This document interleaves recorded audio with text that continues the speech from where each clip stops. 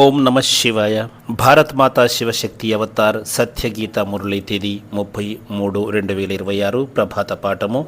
పూర్వ తేదీ 1/11/1968.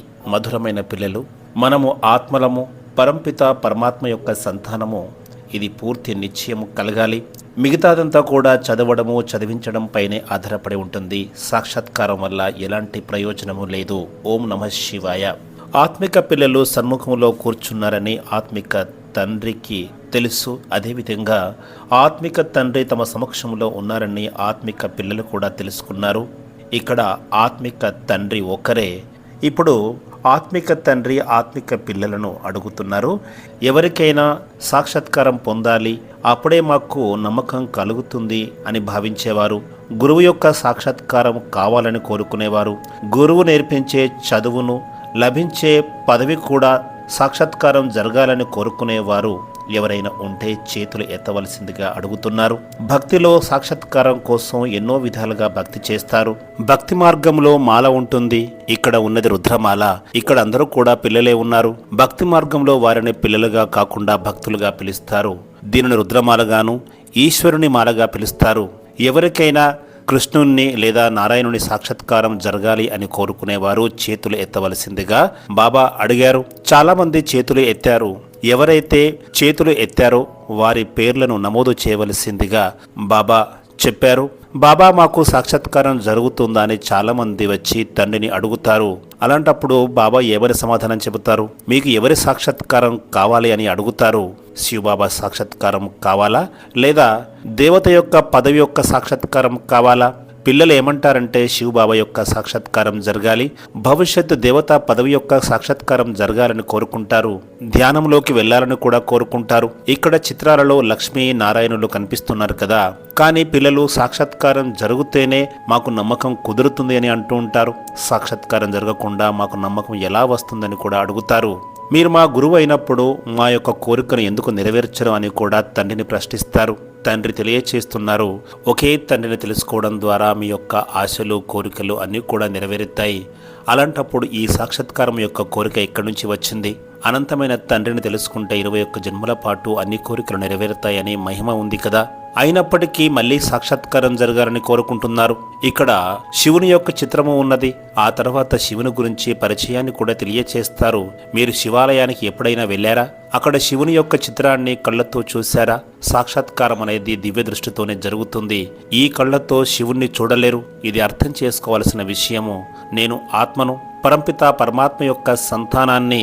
మనమందరం కూడా బిందువులాగానే సూక్ష్మంగా ఉంటాము. ఈ కళ్ళతో చూడలేము. ఒకవేళ బిందువు కనిపించినా కూడా ప్రయోజనం ఏముంటుంది?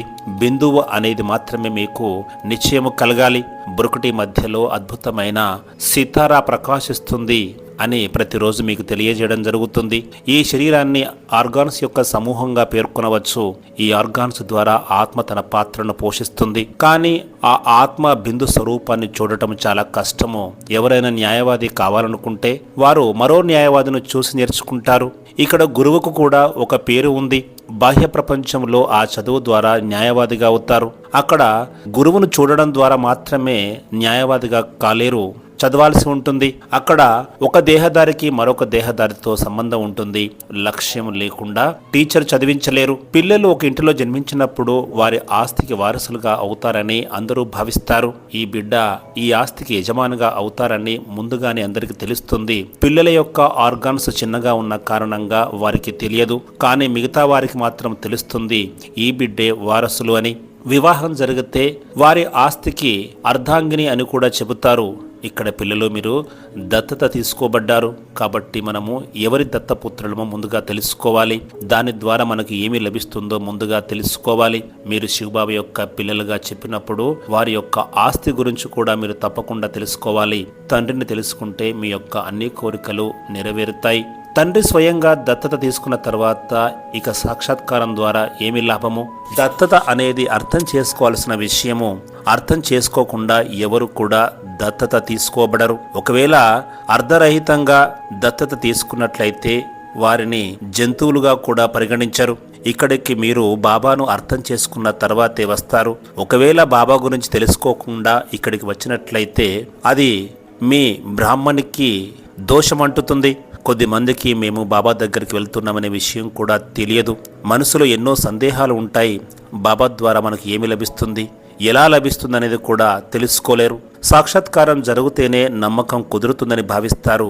అలాంటప్పుడు దత్తత స్వీకరణ జరగడానికి ముందే మీరు సాక్షాత్కారం కావాలి అని కోరుకోవాలి. దత్తత స్వీకరణ జరగకుండా మీరు తండ్రిని కలుసుకోలేరు. సాక్షాత్కారం జరిగితేనే నమ్మకం కుదురుతుందని మీరు అంటారు. ఇలా చాలామందికి అనిపిస్తుంది.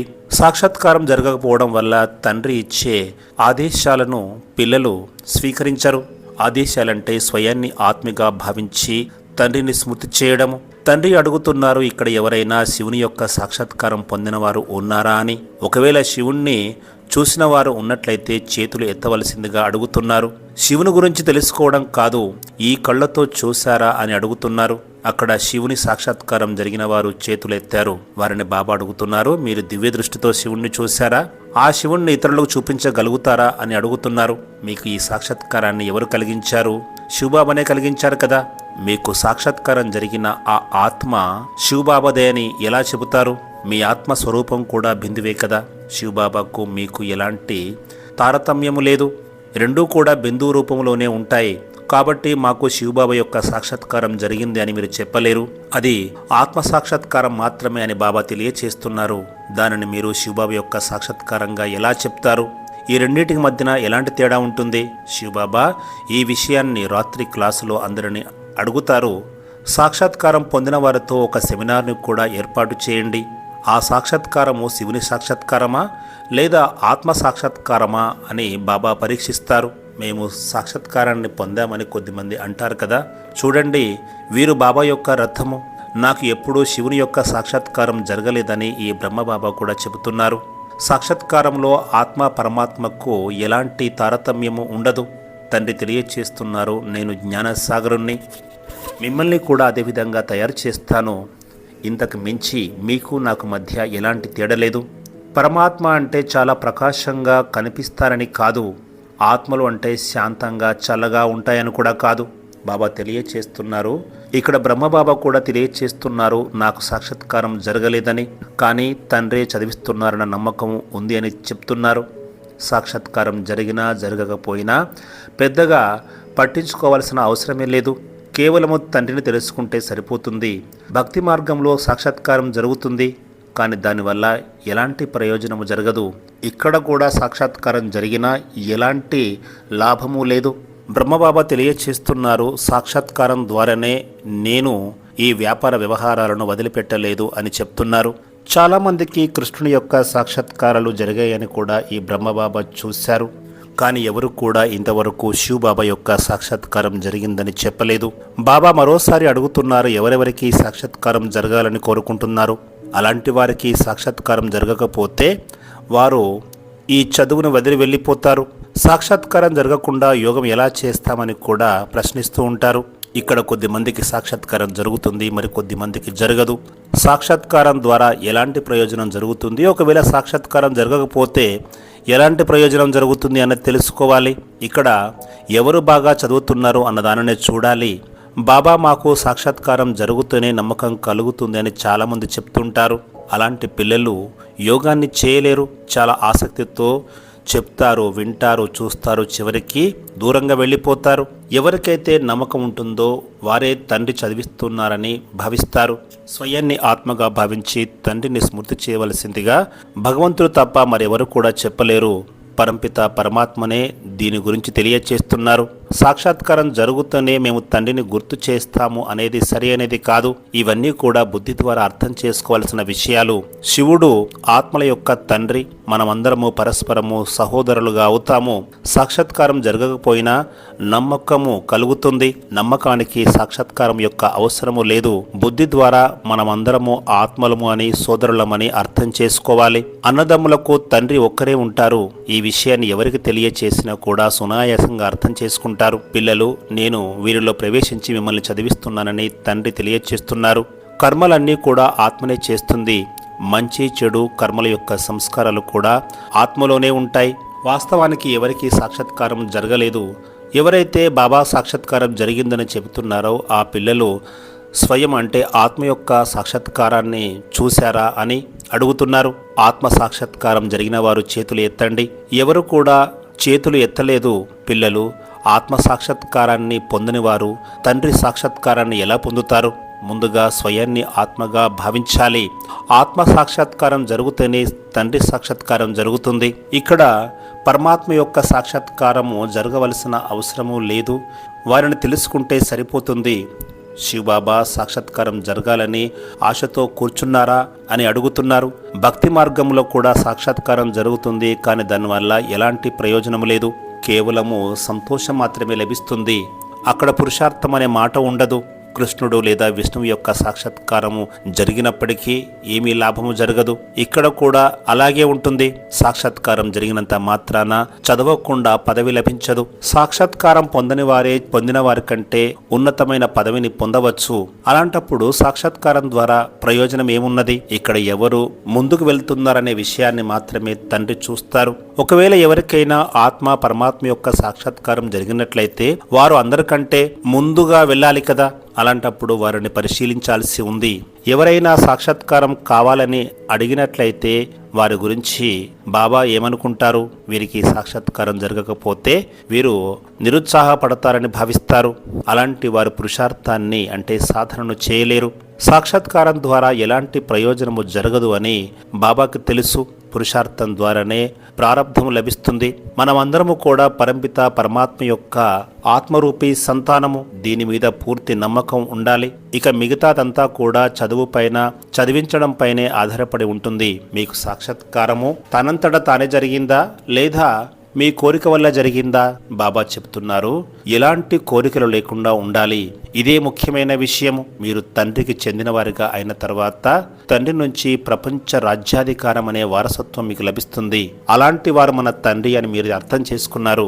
మనము అనంతమైన తండ్రి యొక్క సంతానం అని ఆత్మనే భావిస్తుంది. సాక్షాత్కారం ద్వారానే మనము తండ్రికి పిల్లలుగా అయ్యామని ఎవరు చెప్పలేరు. ఇదంతా కూడా అర్థం చేసుకోవాల్సిన విషయాలు. మనకు 2 తండ్రులు ఉన్నారు. వారు నిరాకార తండ్రి. ఆత్మలు కూడా నిరాకారులే. మనమే వారిని పిలుస్తున్నాము. వారు వచ్చి మనలను చదివిస్తున్నారు. ఇక్కడ తండ్రి కనిపించడము కనిపించకపోవడం అనే మాట లేదు. తండ్రి ఇచ్చే జ్ఞానం ద్వారానే మనకి నిరూపణ జరుగుతుంది. మనిషి నుంచి దేవతగా అయ్యే జ్ఞానాన్ని తండ్రి మాత్రమే తెలియచేస్తారు. మీరు ఎవరి దగ్గరకు వచ్చారని బాబా అడుగుతున్నారు. పిల్లలు ఏమని చెబుతారు? మేము శివబాబా దగ్గరకు వచ్చామని చెబుతారు. సాక్షాత్కారం జరగకుండానే మీకు నమ్మకం కలిగింది కదా. అలా కాకపోతే ఇక్కడికి ఎందుకు వచ్చారు? తండ్రి సన్ముఖంలో కూర్చొని పిల్లలకు తెలియచేస్తున్నారు. దేహ సంబంధాలను వదిలిపెట్టి నన్ను మాత్రమే గుర్తు చేయండి, తద్వారానే మీ పాపాలు తొలగిపోతాయని ఇతర సత్సంగాల్లో ఎవరు కూడా చెప్పరు. ఈ విధంగా తండ్రి మాత్రమే చెబుతారు. ఇక సాక్షాత్కారాల వల్ల ఎలాంటి లాభం జరగదు. అయినప్పటికీ మీకు మాయతో యుద్ధం జరుగుతూనే ఉంటుంది. మాయ మిమ్మల్ని ఓడించలేదు అని కాదు, అది మిమ్మల్ని ఓడించగలదు. సాక్షాత్కారం జరిగిన వారి కంటే జరగని వారే ముందుగా వెళుతారు. సాక్షాత్కారం అనేది భక్తి మార్గంలో ఉంటుంది. జ్ఞాన మార్గంలో సాక్షాత్కారం అనే మాట ఉండదు. ఇది పూర్తిగా భిన్నమైన మార్గము, జ్ఞాన మార్గంగా పేర్కొంటారు. సాక్షాత్కారం వల్ల ఎలాంటి ప్రయోజనం జరగదు అని తండ్రి చెప్తున్నారు. సాక్షాత్కారం జరిగినప్పటికీ కిందికి దిగాల్సిందే అని చెప్తున్నారు. అందరూ కూడా తమో ప్రధానమైన స్థితికి రావాల్సిందే. అలాంటప్పుడు సాక్షాత్కారం ద్వారా ఏమిటి ప్రయోజనము? శివబాబా నుంచి ముక్తి, జీవన్ముక్తి అనే వారసత్వం లభిస్తుందని పిల్లలు అర్థం చేసుకున్నారు. ప్రతి మనిషికి సద్గతిని ఇస్తాను అని తండ్రి తెలియచేస్తున్నారు. మీరు ఇప్పుడు చదువుతున్నారు కాబట్టి మీ కొరకు కొత్త ప్రపంచం స్థాపన కావాలి. మిగతా ఆత్మలందరినీ ఇంటికి అంటే మూలవతనానికి తీసుకువెళ్తాను అని చెప్తున్నారు. సాక్షాత్కారం వల్ల ఎలాంటి ప్రయోజనము జరగదు. సాక్షాత్కారం పొందిన వారిని కూడా మాయ పరాజితులుగా చేస్తుంది. అలాంటప్పుడు ఏమిటి లాభము? తండ్రి తెలియచేస్తున్నారు, నన్ను ఒక్కరినే స్మృతి చేయండి, అప్పుడే మీ పాపాలు తొలగిపోతాయి. ఇది తప్ప వేరే మార్గము లేదని చెబుతున్నారు. పిల్లలందరికీ తండ్రి ఒకే మతాన్ని ఇస్తారు. అదే శ్రేష్టమైన మతము. తండ్రి తెలియచేస్తున్నారు, స్వయాన్ని ఆత్మగా భావించండి. 5000 సంవత్సరాల క్రితం కూడా ఇదే విధంగా మీకు తెలియచేశాను. ఎందుకంటే ఆత్మనే తండ్రిని పిలుస్తుంది. ఓ పతిత పావన, బాబా వచ్చి మమ్మల్ని పావనంగా చేయండి, సద్గతిని ఇవ్వండి అని పిలుస్తుంది. మీ ద్వారానే అందరికీ సద్గతి లభిస్తుందని కూడా ఆత్మ అంటుంది. అలాంటి వారికి సాక్షాత్కారం జరుగుతుందా? ఓ ప్రభు, మీ లీలలు గొప్పవి అని కూడా అర్థం చేసుకోకుండా మాట్లాడతారు. ఇక్కడికి అనంతమైన తండ్రి వచ్చారు. వినాశనానికి ముందు తప్పకుండా స్థాపన జరుగుతుంది. మొట్టమొదట దేవీదేవతల రాజ్యమే ఇక్కడ ఉండేది. ఇతర ధర్మపితలు కేవలము తమ మతాలను మాత్రమే స్థాపన చేస్తారు. రాజధానిని ఎవరూ స్థాపించలేరు. ఎవరు కూడా ఇక్కడికి వచ్చి రాజయోగాన్ని నేర్పించలేరు. పైనుంచి ఒకరే వస్తారు, వారే వచ్చి ధర్మాన్ని స్థాపన చేస్తారు. ఆ తర్వాత ధర్మపితలు ఒకరొకరుగా వస్తూ పోతూ ఉంటారు. కానీ అక్కడ రాజధాని స్థాపన జరగదు. వారి జనసంఖ్య లక్షల సంఖ్యకు చేరినప్పుడు మాత్రమే వారి రాజ్యాలు ఏర్పడతాయి. ఇవన్నీ కూడా అర్థం చేసుకోవాల్సిన విషయాలు. మీకు లక్ష్యం లభించింది అని తండ్రి తెలియచేస్తున్నారు. నేను పవిత్రమైన వాణ్ణి, మీరు అపవిత్రులు, అందుకే మీరు మమ్మల్ని పావన ప్రపంచానికి అధిపతులుగా చేయండి అని పిలుస్తున్నారు. అక్కడ స్వర్గంలో దేవతల రాజ్యం మాత్రమే ఉంటుంది. కానీ మనుషుల యొక్క బుద్ధి పాషాణంగా మారిపోయింది. ఇంత సులభమైన విషయాన్ని కూడా అర్థం చేసుకోలేకపోతున్నారు. ఇక్కడ కలియుగం ఇంకా కొనసాగుతుందని చాలామంది అనుకుంటారు. కానీ ఇది ఎలా సాధ్యము? మీరు ఇక్కడ తండ్రి దగ్గర చదువుతున్నారు. ఇక్కడ భక్తి అనే మాట లేదు. ఎవరైనా సాక్షాత్కారం కావాలని అడిగినట్లయితే వారికి మీరు తెలియచేయండి. మీరు తండ్రి గురించి తెలుసుకున్నట్లయితే అన్నీ తెలుసుకుంటారు అని చెప్పండి. పరంపిత పరమాత్మను తెలుసుకుంటే వారి ద్వారా వారసత్వము, సద్గతి లభిస్తుందని తెలియచేయాలి. పరమాత్మనే మన తండ్రి, మనమందరము వారి యొక్క పిల్లలము. అలాంటప్పుడు మనం కలియుగంలో ఎందుకున్నాము, సత్యయుగంలో ఎందుకు లేము అని ప్రశ్నిస్తారు. తండ్రి తెలియచేస్తున్నారు, మీరు వాస్తవంగా దేవతలే. ఆ తర్వాత 84 జన్మలు తీసుకుని ఈ విధంగా మారిపోయారు. ఇప్పుడు తండ్రి మిమ్మల్ని మళ్ళీ దేవతలుగా తయారు చేస్తున్నారు. దాని కొరకు సాక్షాత్కారం యొక్క అవసరము లేదు. ఇలాంటి కోరిక ఉండకూడదు. ఒకవేళ కోరిక నెరవేరకపోతే చదువును వదిలివేస్తారు. ఇలాంటి కోరికలు భక్తి మార్గానికి సంబంధించినవి. ఈ జ్ఞాన మార్గంలో ఎలాంటి కోరికలు ఉండకూడదు. సాక్షాత్కారం జరిగినా జరగకపోయినా దాని ద్వారా ఎలాంటి ప్రయోజనము లేదు. ఆత్మలన్నీ ఒకే స్వరూపంలో ఉంటాయి. అలాంటప్పుడు శివుని గురించి ఎలా తెలుసుకుంటారు? ఆత్మ అంటే ఏమిటో మనుషులకు తెలియదు. ఇప్పుడు మీకు జ్ఞానం లభిస్తోంది. ఆత్మ సాక్షాత్కారం జరిగినప్పుడు దాని గురించి తెలుసుకోవాలి కదా. ఇంత చిన్న ఆత్మలోనే 84 జన్మల యొక్క పాత్ర ఇమిడి ఉంది. ఒకవేళ జ్ఞానము లేకుండా సాక్షాత్కారం జరిగితే దానివల్ల ప్రయోజనం ఏమిటి? ఎలాంటి ప్రయోజనము జరగదు. బిందువును చూసినప్పటికీ ఏమిటి లాభము? భక్తి మార్గంలో జ్ఞానము లభించకపోతే కిందికి దిగజారిపోతూనే ఉంటారు. ఇక్కడ కూడా జ్ఞానము లభించకపోతే ఎలాంటి లాభము లేదు. మంచిది. ఆత్మిక పిల్లలకు ప్రియ స్మృతులు, నమస్తే. వరదానము: ఏకరస్ భవ. పిల్లలు, మీ స్థితి ఎప్పుడూ ఏకరసంగా ఉంటుందా? ఏకరసంగా ఉంటే ధైర్యము, ఉత్సాహము ఇవి సదా ఏకరసంగా ఉంటాయి. తగ్గడము, పెరగడము జరగదు. తండ్రి ద్వారా లభిస్తున్న సర్వ ప్రాప్తులు ఎల్లప్పుడూ గుర్తుంచుకోండి. ఆ ప్రాప్తుల యొక్క జాబితాను గుర్తుంచుకోవాలి. తండ్రిని, వారి ద్వారా లభించే వారసత్వాన్ని ఎల్లప్పుడూ గుర్తుంచుకున్నట్లయితే మీరు ఏకరసంగా స్థిరంగా ఉంటారు. ఓం నమః శివాయ.